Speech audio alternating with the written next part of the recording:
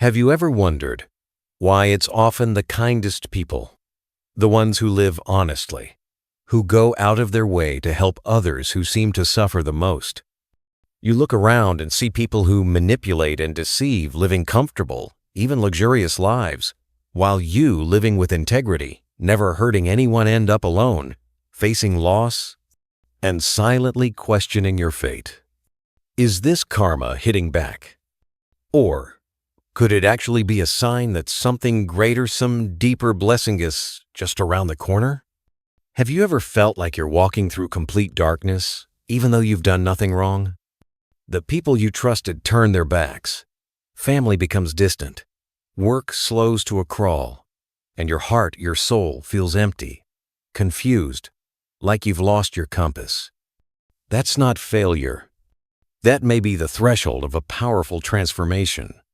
And maybe you've noticed that those with the gentlest hearts often face the hardest battles. It's not because they're unlucky. It's because those trials are how old karma is burned away. They are the fire that purifies gold, testing the strength of a soul that's ready to rise higher. You are not cursed. You're simply on a path that only those with pure karma are called to walk. If these questions have ever echoed in your heart, then today's video might just be a sign for you. Let's walk together through these silent trials, not to complain but to understand. Why do good people suffer more? And why, after all the pain, are they often the ones ready to receive the greatest blessings? Let's begin with something many people silently endure. Delayed success. When the flower hasn't bloomed, it's just not season yet. Have you ever felt like you've worked so hard, tried your best to live kindly, and yet life just refuses to bloom? You look around and see others thriving, big houses, fancy cars, social recognition, and you think they don't even seem to play fair. Yet they're winning. Meanwhile, you just want peace, a stable job, a warm home, a calm heart, and still nothing seems to come. And so the doubts creep in. Am I on the wrong path?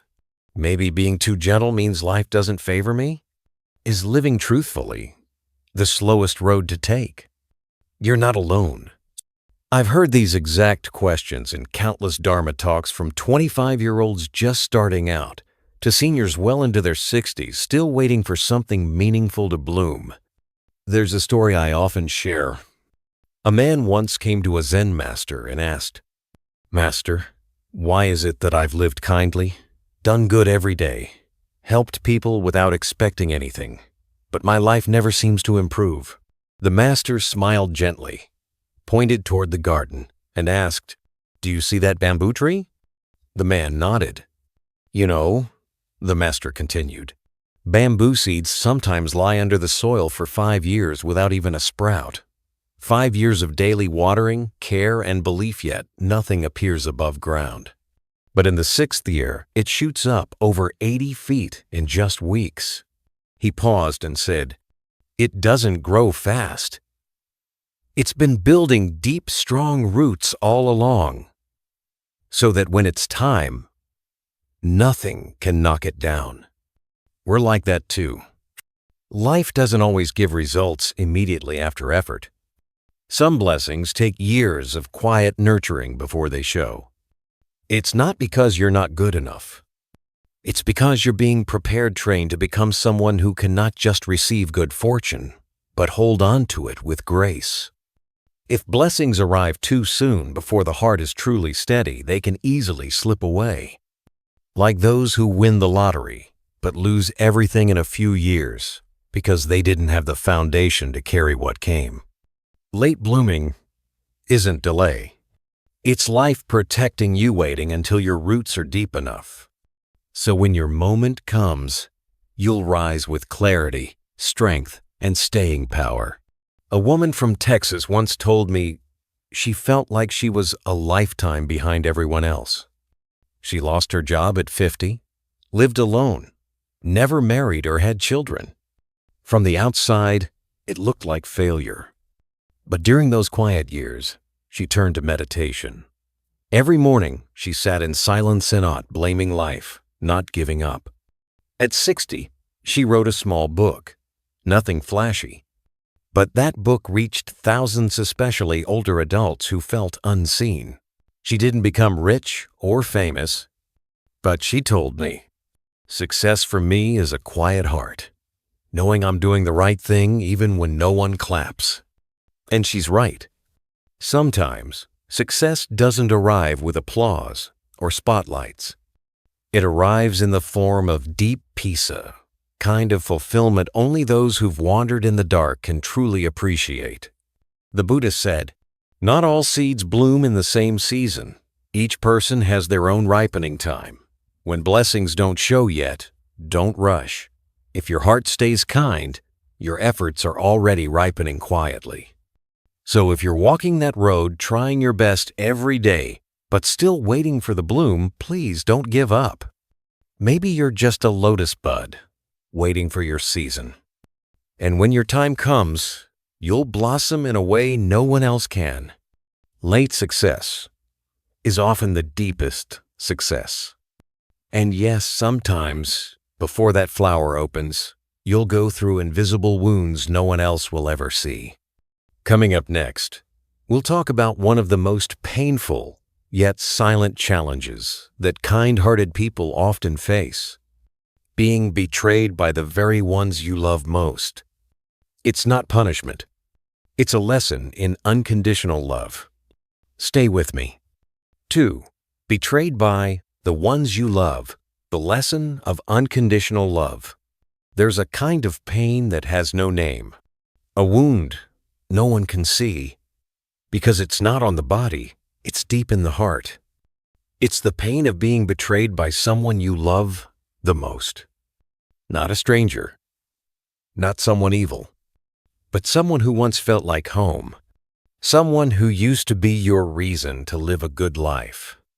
Sometimes it's a parent who gave you life, but never really understood you. Sometimes it's your own child, someone you raised with love, who now feels distant, indifferent. Sometimes it's your spouse, a sibling, or that childhood best friend who once knew every corner of your soul. They're not outsiders. And maybe that's what makes it cut even deeper.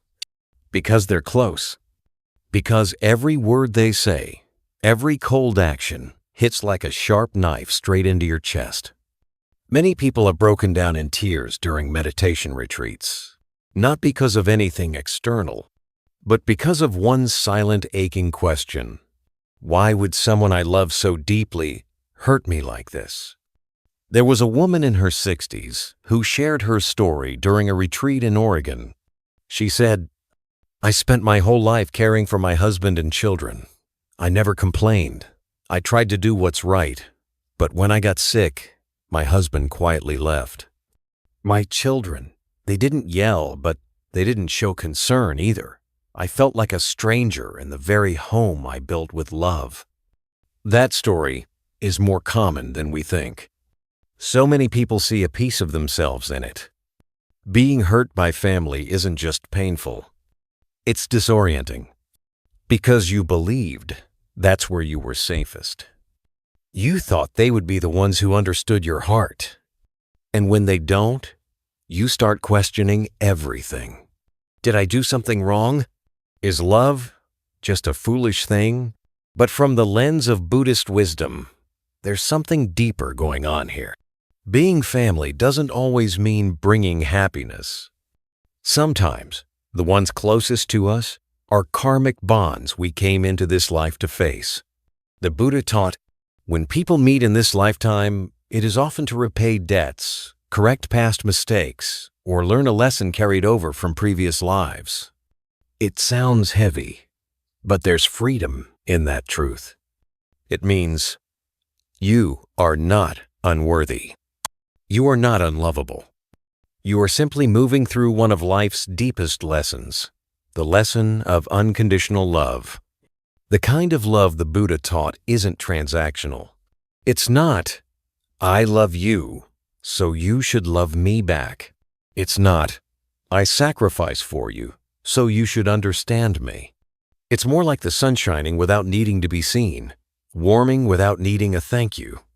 Now, saying that is easy. Living it, that's the hard part. Because we're human, we still crave understanding. We still long for an apology, a hug, a sign that we matter. And when those things don't come or don't come the way we hoped, we grow tired. We close off. We feel bitter. So what's the lesson here? It's to love without attachment. To release expectations, but still keep kindness alive. To see our loved ones not as permanent fixtures, but as temporary visitors in our lives. Some stay longer, some leave early, but all come to teach us something. Only when we stop needing them to treat us a certain way do we truly become free.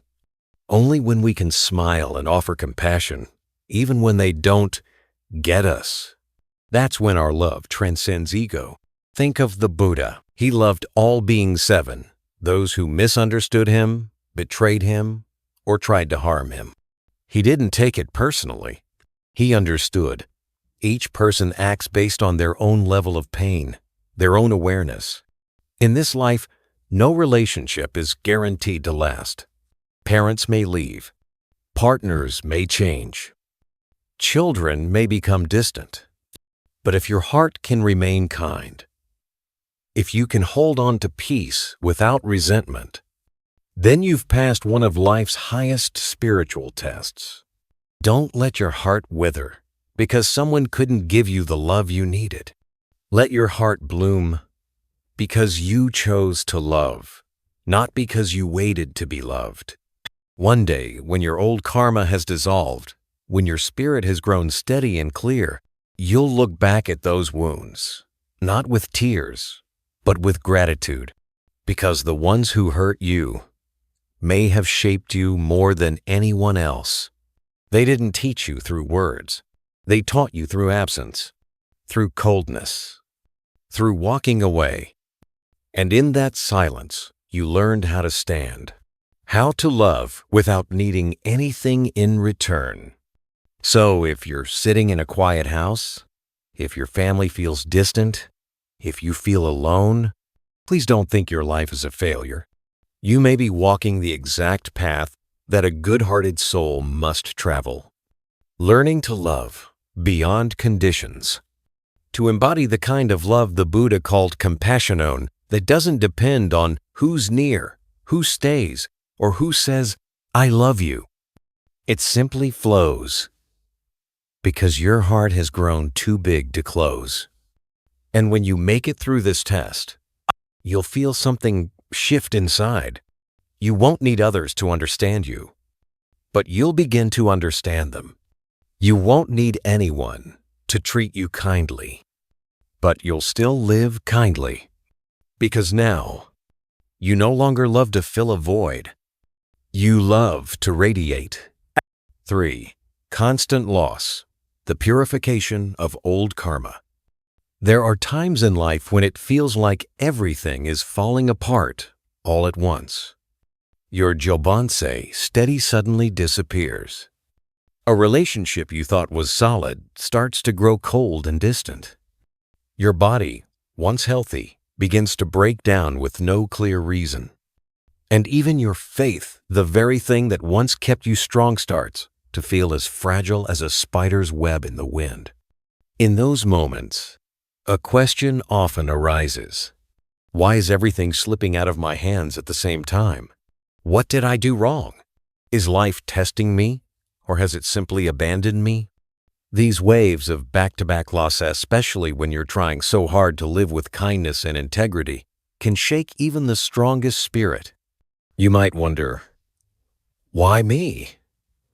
I haven't hurt anyone. Why do I keep losing? But if we pause and look deeper through the lens of Buddhist wisdom, we might start to see something else. Not all loss is a tragedy. Some forms of loss are actually purification. There's an old Buddhist story about a man named Buddha. He was once a wealthy and powerful official. He had everything people dream of. But one day, he gave it all up and ordained as a monk. His friends asked him, "Do you regret walking away from your success and comfort?" Buddha smiled and said, "I used to have everything, but my heart was restless. Now I have nothing, and I've never felt so at peace. I didn't lose anything. I simply let go of what I didn't need." That answer is so simple, yet so profound. In real life, many people are going through their own version of loss. But if we look closely, maybe they're not losing. Maybe they're being set free. There was a woman once broken by the betrayal of her husband.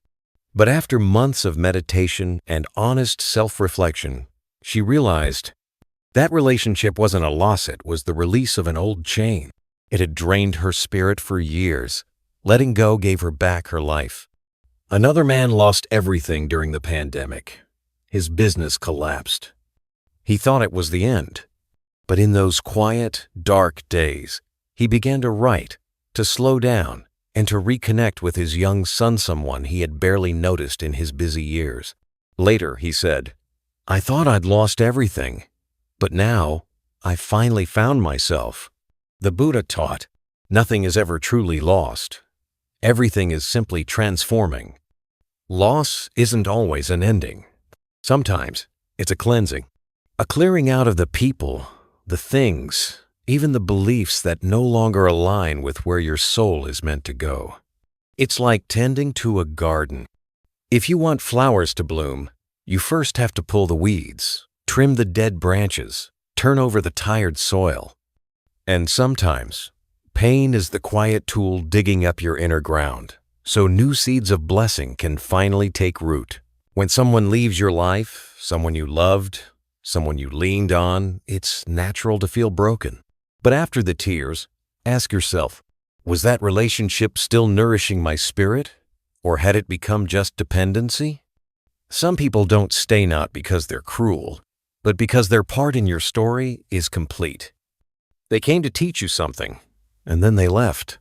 And if you can let them go without bitterness, that's how old karma begins to dissolve gently in peace, not in more struggle.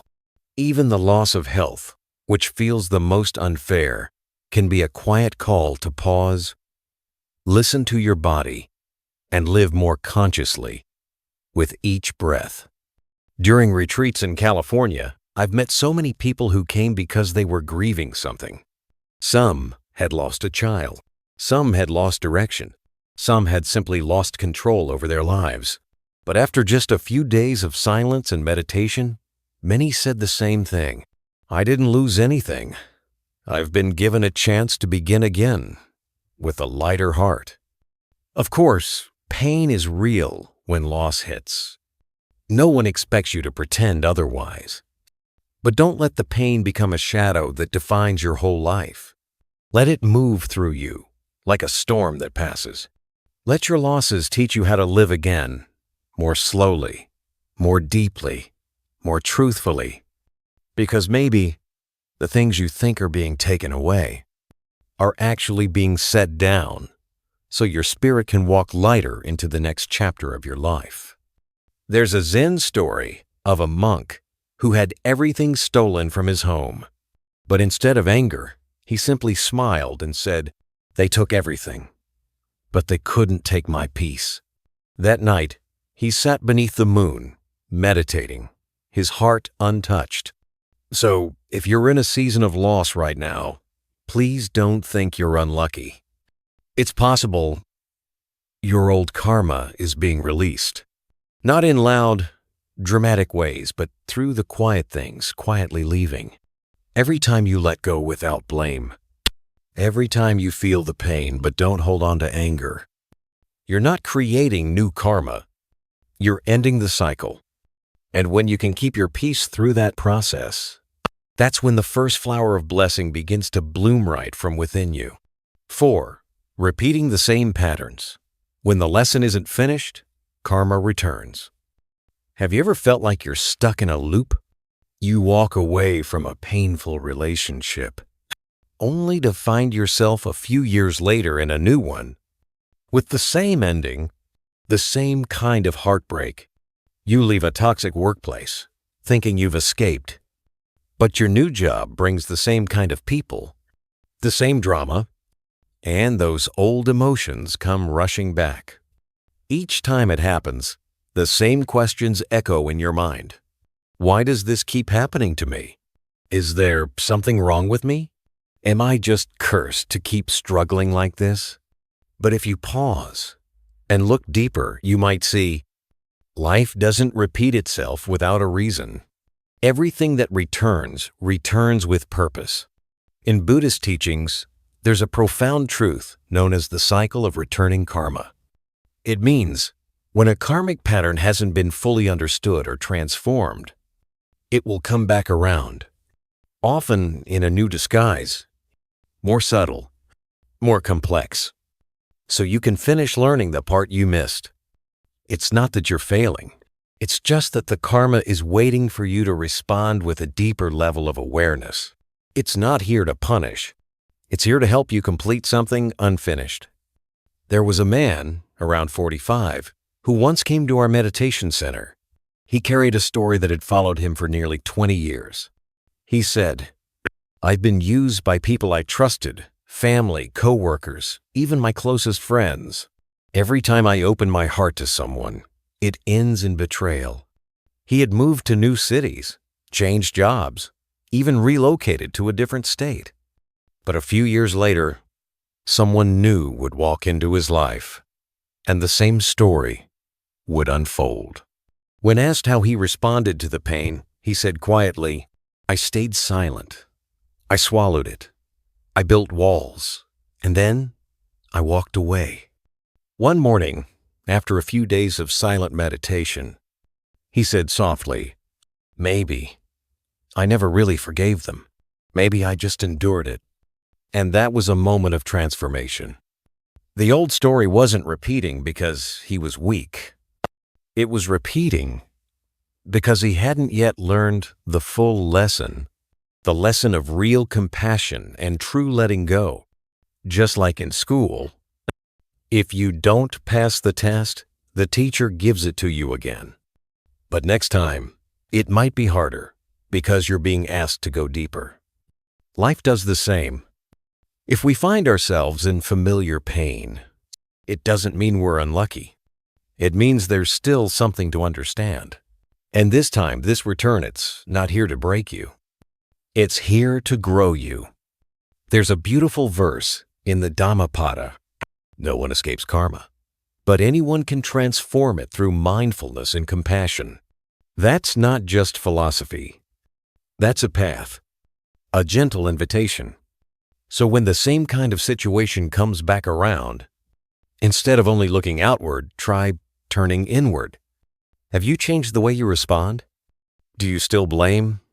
Or can you now breathe and let go? Do you still resist? Or can you offer understanding and walk away with peace? An older Buddhist practitioner once shared during a retreat, "When I was young, I was constantly betrayed by friends. I was so angry.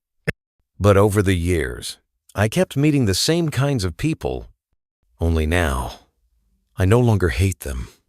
I feel compassion, and I feel compassion for myself too." When she said that, her voice was soft, so soft, you couldn't hear any trace of bitterness.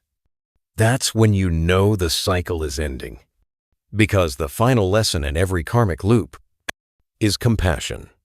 So if you're living through something familiar, an old pain in a new disguise, pause and ask yourself, this time, can I respond differently?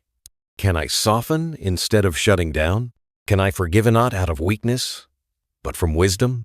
Can I let go not with resentment, but with grace? Sometimes, just one small shift in your heart can change the entire direction of your karma. You begin to release it rather than carry it forward. And if you feel tired from living through the same story again and again, don't give up. That may be a sign that you're finally strong enough to face it once more. And this time, maybe for the last time, it's not a circle you're trapped in. It's a spiral moving upward. You're not coming back to the same place. You're returning there with a different heart. 5. Being misunderstood and unable to defend yourself, a true test of patience. There's a kind of pain that doesn't come from shouting or physical hurt, but it can still break your heart. It's the pain of being misunderstood. You live with kindness. You act with sincerity. You haven't done anything wrong. And yet, people see you in the wrong light. And it's not always strangers. Sometimes, the ones who misunderstand you are the people closest to you. Your family, your friends, the very people you once trusted with your heart. But what hurts the most isn't the accusations. It's the helpless feeling of not being able to speak up and defend yourself. Some people are quiet by nature. They avoid drama. They don't like arguments. So when rumors start, when blame is thrown around, when things are twisted, they choose silence. But the more they stay silent, the more others assume they're guilty. And the less they speak up, the easier it is for others to judge, assume, and spread untruths. Even with a clear heart, you get a bad reputation. Even if you meant no harm, you're accused of having bad intentions. We've all been there at least once. And here's the paradox. It's often the kindest, most ethical people who get misunderstood the most. Not because they're weak, but because they don't know how to fight back. They don't know how to argue. They're not interested in shifting blame. They'd rather take the hit, stay at peace inside, than win a war of words and lose their inner calm. At a meditation retreat in New York, a woman in her 50s broke down in tears and shared, "I was a devoted daughter-in-law. I cared for my in-laws like my own parents. But when a property dispute happened, everyone turned on me, saying I was manipulative and greedy. I didn't fight back. I stayed silent. But inside, I felt like I was slowly dying from being misunderstood." Her story struck a deep chord in the room, because at some point, many of us have stood in that same painful silence. And that kind of pain is hard to name, but cuts very deep. The Buddha once said, "If you are insulted and feel no anger, you are paying off an old karmic debt. But if you get angry, you create a new one immediately." At first, it may sound unfair, but it's actually a powerful truth. Perhaps in this life or a past one, you've hurt someone, accused someone unfairly, or spread harsh words. Now, you're doing right, but the consequences return, not to punish, but to clear an old debt. If, in that moment, you can remain patient, calm, and free from anger, the karma is resolved. But if you lash out, seek revenge, or react in bitterness, you're just creating a new karmic cycle. Patience isn't weakness. It's inner strength. It's the wisdom to know when silence protects your peace more than a loud defense. The weak lash out. The strong smile through being misunderstood. Because they know truth speaks louder over time, and karma has eyes. It doesn't need anyone to prove anything.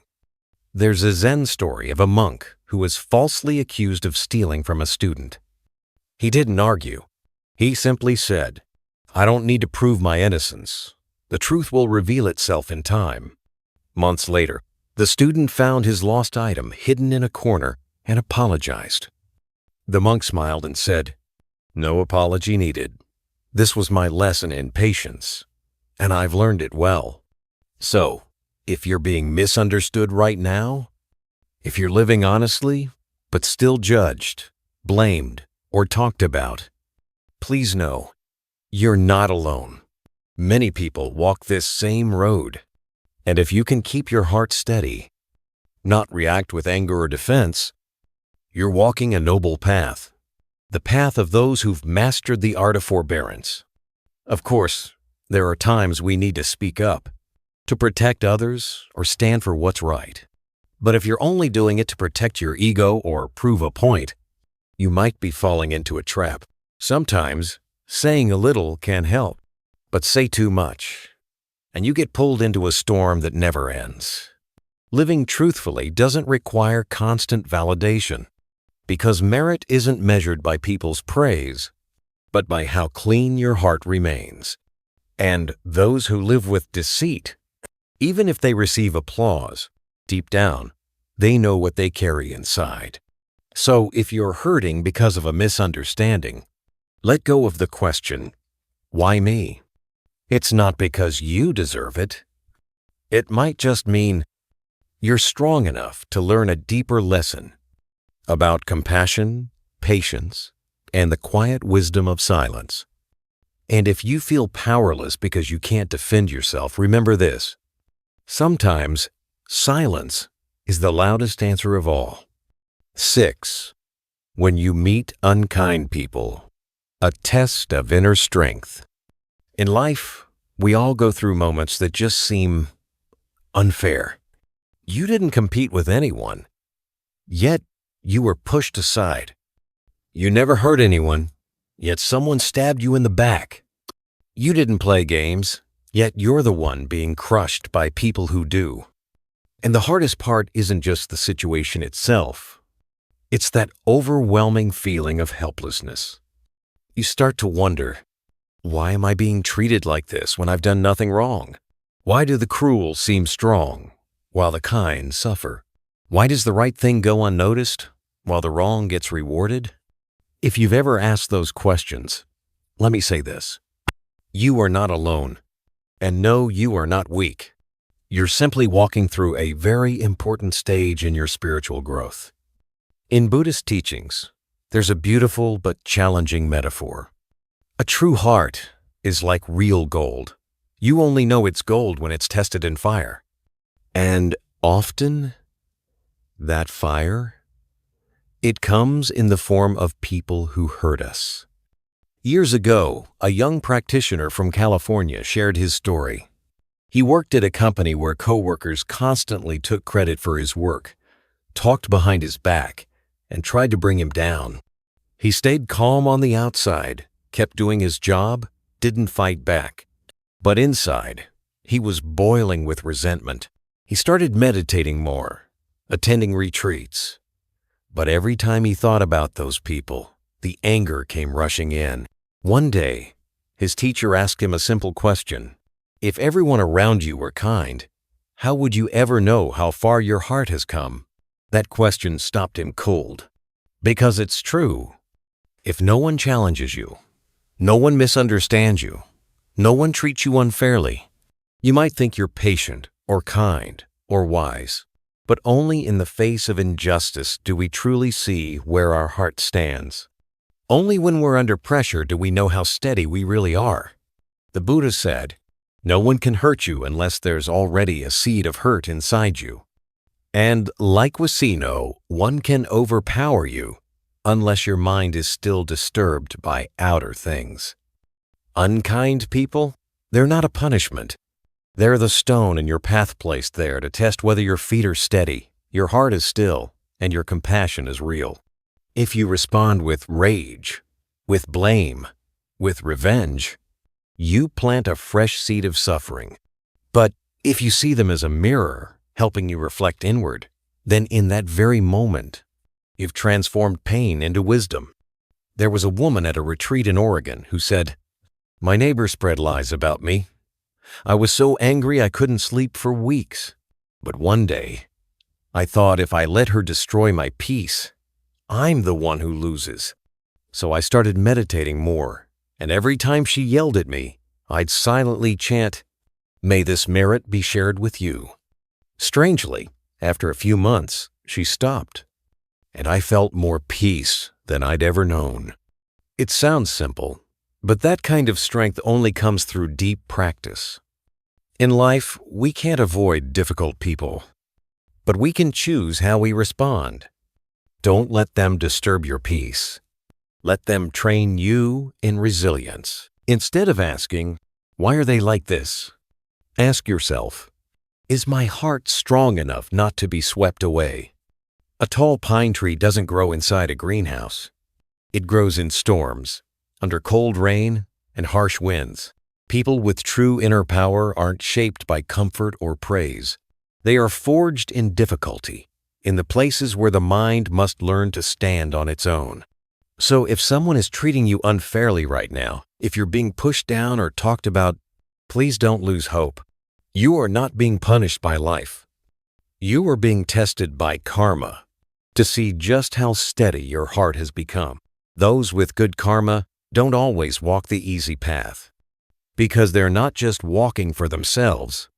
They're being shaped to become a source of strength for others, too. 7. Feeling lost inside, a sign of deep transformation. There are times in life when nothing's really wrong. Your job is fine. Your family's okay. Your relationships seem stable.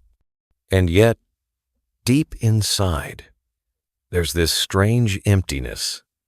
You wake up each morning and go through your routine, but the spark just isn't there anymore. What once brought you joy now feels like a habit. The goals that used to excite you, they don't move you like they used to. You try switching things, changing your schedule, traveling, meeting friends. And sure, the excitement comes, but only for a moment. Then the old fog rolls back in quiet, shapeless, and hard to explain. You might not have a name for what you're feeling, but it seeps into every part of your life. A vague sense of being lost, ungrounded, like you're living your own life, but not really in it. In many meditation retreats I've guided, people in their 30s to 60s have described this exact experience. They say, "There's nothing wrong with my life, but something just doesn't feel right anymore." Some worry they're losing their way. Some fear they're slipping into depression. Some feel like they're becoming someone they don't recognize. But through the lens of Buddhist wisdom, I'd like to offer this thought. Maybe feeling lost isn't something to fear. Maybe it's the very first step toward a deeper kind of awakening. Think of a caterpillar spinning itself into a cocoon. It doesn't know what's going to happen next. From the outside, all you see is stillness, but inside, everything is dissolving, breaking down, so it can become something new. To someone watching, it might look like the caterpillar is dying, but in truth, it's transforming. We're the same. When our mind no longer chases the things that used to excite, US money, praise, achievements, it could be that we're on the edge of a new layer of awareness. You haven't lost direction. It's just that the old directions no longer nourish the deeper place your heart is trying to grow into. You're not empty. You're clearing space, making room for something more meaningful to arrive. In the Anguttara Nikaya, the Buddha once said, "There are times when the mind does not move in its usual ways. Do not force it. Observe it. Be still. Let what needs to come come." There are periods when life feels dry, quiet, flat, but those are often the times when something deep is taking root. Like a lake that must become still before it can reflect the bottom clearly. One woman in New Jersey shared her story during a 10-day retreat. She used to be a marketing executive, high income, lots of success. But one day, she felt nothing. No joy, no interest. Just flat. She changed careers, started her own shop, traveled, but everything felt meh, like it scratched the surface but never touched her soul. She came to meditation as a last resort, but it turned out to be the beginning. "I sat in silence," she said, "doing absolutely nothing. And for the first time in my life, I felt fully present. She never went back to the corporate world. Now she does part-time counseling, makes less, lives simpler. But she feels whole. Not because she gave up, but because something inside her had shifted. So if you're in a space right now where you feel disoriented or uninspired, please don't panic. You're not going backward. You're just leaving the familiar behind and stepping toward a light you haven't yet learned to name. And like every transformation, the in-between always feels uncertain. The old hasn't fully fallen away, and the new hasn't quite taken shape. It's murky. It's quiet. But it's necessary because it's where you grow. In reality, many people don't come to the Dharma because they're suffering intensely. They come because of this quiet emptiness they can't explain. And sometimes that emptiness is the very doorway to awakening. We were taught to fear losing our passion, but sometimes it's not that the fire has died.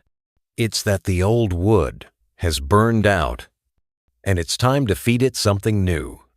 That new fuel often comes not from the outside, but from silence, from turning inward, from not chasing what you can't hold on to. If this is where you are, please be patient with yourself. Give yourself permission to pause, to sit quietly, even if nothing big is happening, to simply breathe and be present with what's here. You don't have to figure it all out. You don't have to catch up. A seed doesn't sprout the moment it's planted. It stays underground unseen for a long while. The Buddha once said, "Before light appears, there is often a long stretch of darkness, but it is within that darkness that wisdom begins to grow." So don't fear the quiet inside you. Don't run from the emptiness. Walk through it gently, with mindfulness and compassion, and you'll discover it was never really empty. It was spacious, waiting for something deeper to be born. 8. Lonely in the world, when carriers of light must learn to walk alone. There are moments in life when you just don't understand why you feel so disconnected. There's no major crisis. No one's hurting you directly. And yet, the loneliness grows quietly, like a shadow that follows you everywhere. Whether you're in a crowded room or all by yourself, maybe you're living with integrity. You don't speak badly of others, you don't hurt anyone, and you try your best to keep your heart clean. But the more you live this way, the harder it feels to belong to the world around you. Small talk drains you. Materialistic lifestyles don't appeal anymore. Social gatherings once fun leave you feeling emptier than ever. A woman in her 50s, once a marketing director in Florida, shared during a retreat, "The more I practice, the less I want to talk. The simpler I live, the more friends drift away. Not because I think I'm better, but because I no longer fit the same conversations. Sometimes I wonder, am I on the wrong path? If walking the right one feels so lonely?" That's a real question. And it's one many people, especially those waking up spiritually, have asked themselves. But through the lens of Buddhist wisdom, here's what becomes clear. Loneliness isn't a sign you're on the wrong path. It's a sign you're ahead. The Buddha once said, "A person who clearly sees the path even if they walk alone is not truly alone, but someone who walks with a crowd, yet without awareness is truly lost." When your heart begins to awaken, you stop seeking connection the old way. You no longer want to fit in at all costs. You start choosing silence over arguments, kindness over competition, a slower pace while the world races ahead. And that's when you step out of the crowd. Not because you're better, but because you're learning to walk with your own light. There's a beautiful image in the scriptures. The one with inner light is like a lamp in the dark. At first, it may feel isolated, but it's that very light that helps others find their way. But to become that lamp, you must first learn to stand steady in the dark. In everyday life, you may have drifted apart from longtime friends. Relationships that once felt deep now feel like they've cracked without warning. Your social circle might still exist, but very few speak the same language of the soul. In those moments, it's easy to feel lost. But look deeper, and you'll see you're not losing people. You're being guided to the space your soul now needs. One older practitioner once said, "When I started practicing the Dharma, I lost many friends. But the new ones, though, fewer let me be truly myself."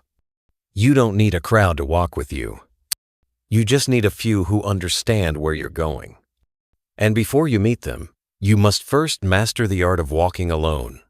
Loneliness, when met with wisdom, becomes sacred, because only in silence can you hear your true voice. Only in stillness do you see how strong your light really is. And only when walking alone do you learn how to become your own refuge. The Buddha himself left behind the palace, his family, and all comfort, to walk alone into the forest for many years.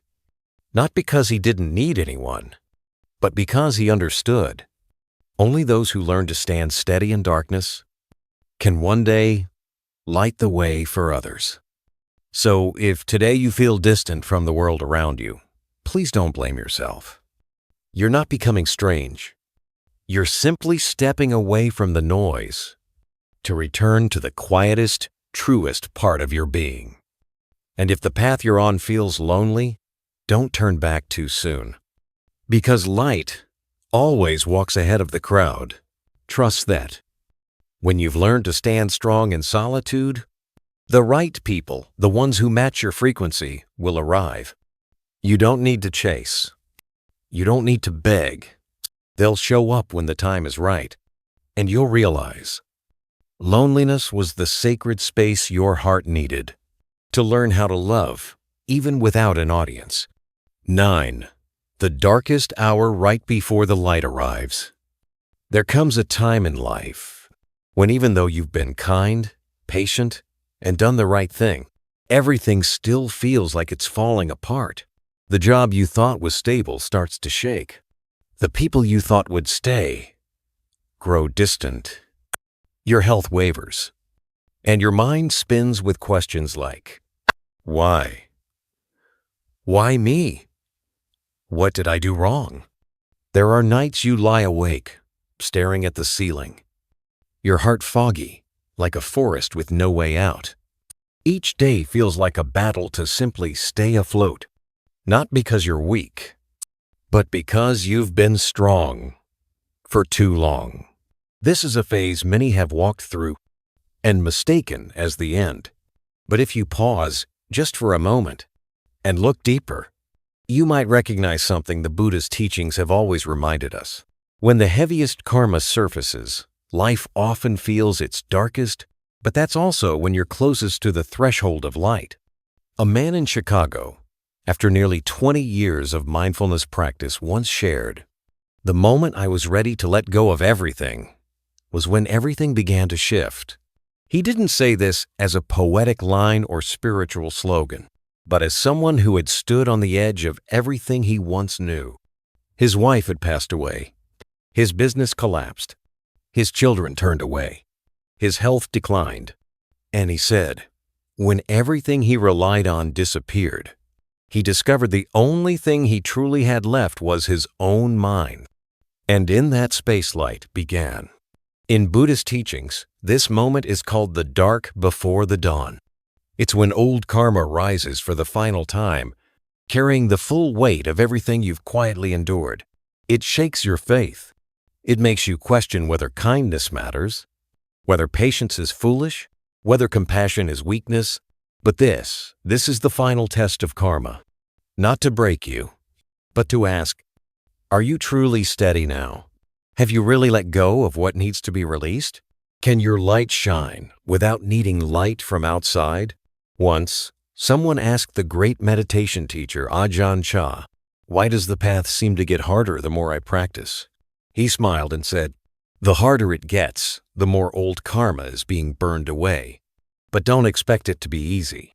Real gold has to go through fire." It sounds simple, but in practice, it's one of the hardest moments to endure. Because in deep darkness, doubt creeps in. It's tempting to turn back, to give up on everything you've worked so hard to build. But if you can just stay one breath longer, just a little more stillness, you might feel something shift. Like the sea right before the storm breaks. The most intense pressure comes just before the peace. Or like a meditator nearing deep stillness. The mind throws out its loudest distractions as a last attempt to pull you away. And if you can stay through that, a new door quietly opens. Not with noise, not with fireworks, but with presence.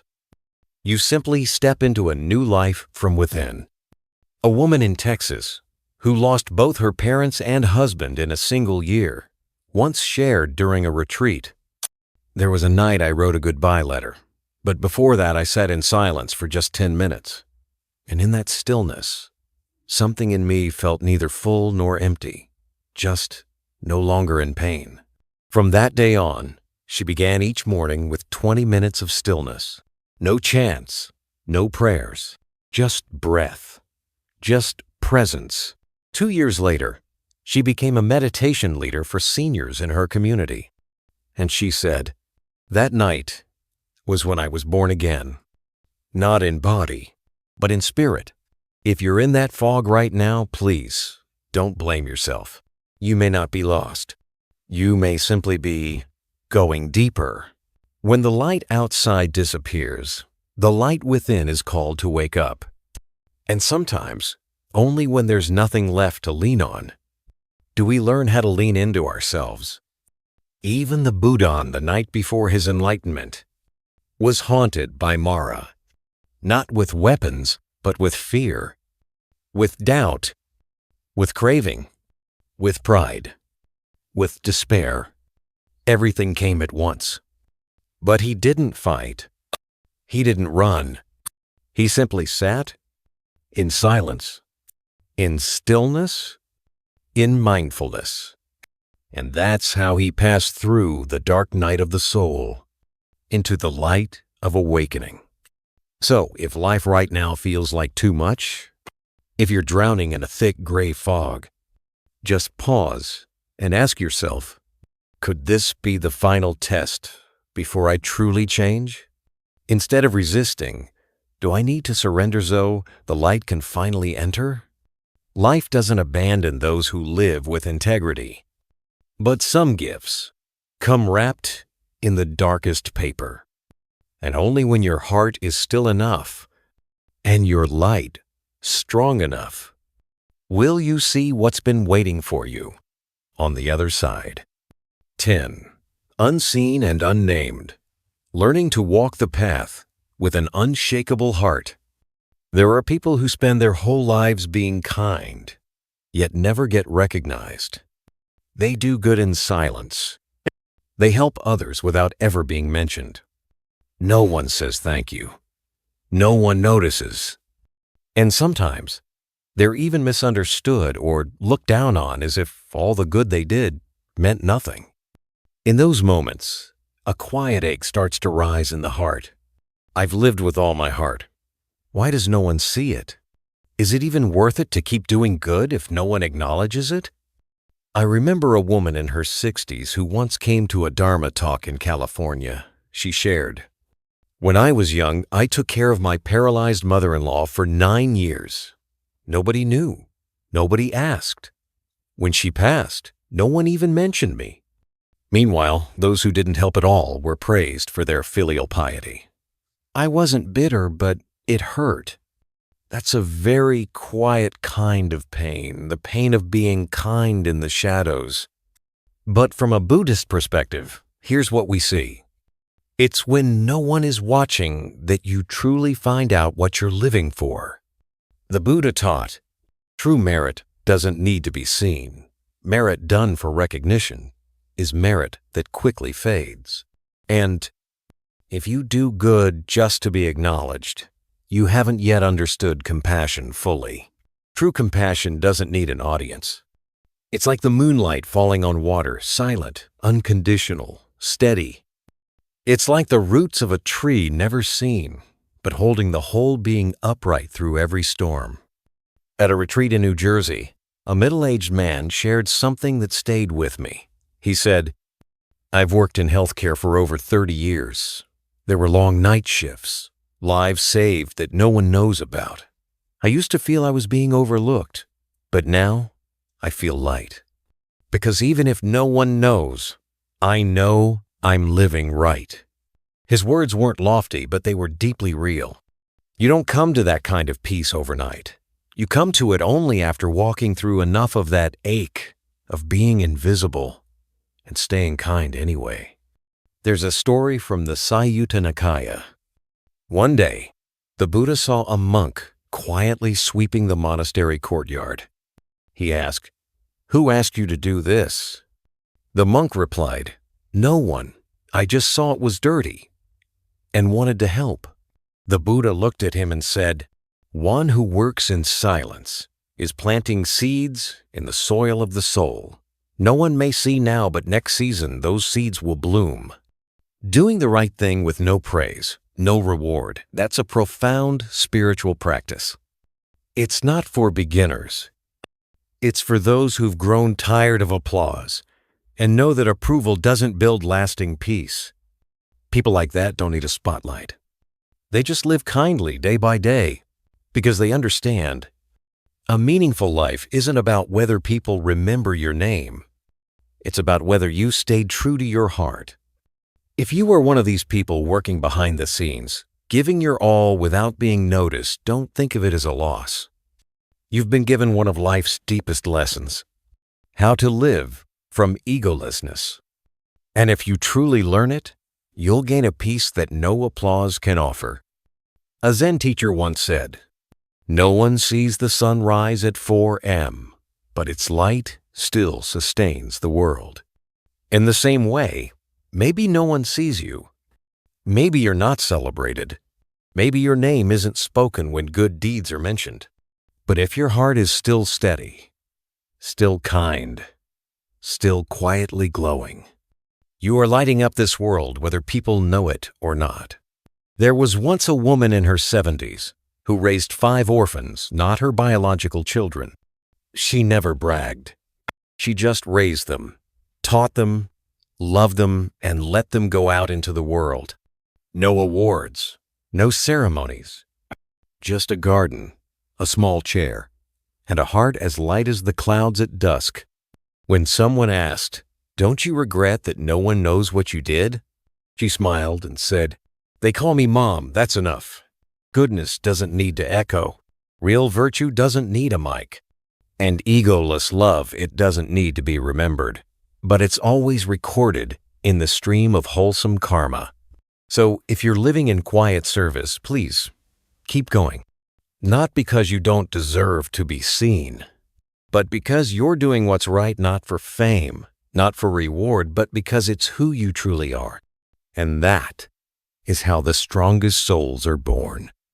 In silence, in humility, and with unwavering light. No matter what storms you've passed, the misunderstandings, the loneliness, the unseen efforts, you're walking the path of a truly awakened heart. You might wonder, am I on the right path? Why does living kindly feel so hard sometimes? But if you look deeper, you'll see these challenges aren't signs you're lost. They're signs your soul is growing. Because when karma is being cleansed, when compassion is being solidified, and when you're learning to be kind without applause, you become a truer version of yourself. This journey is not about standing out. It's about standing steady. And with every quiet step you take, you're not just transforming yourself. You're helping to lighten the whole world. Thank you so much for listening until the end of this video. If something in today's sharing touched your heart, please don't keep it to yourself. Share it with someone who might need a gentle reminder. And don't forget to subscribe to Buddhism Seeds. Leave a comment below. It doesn't have to be long, just something honest. Because maybe your small words today will be a light for someone walking through their own dark night. See you in the next video, where every step on the Dharma path is an invitation to return to who we really are.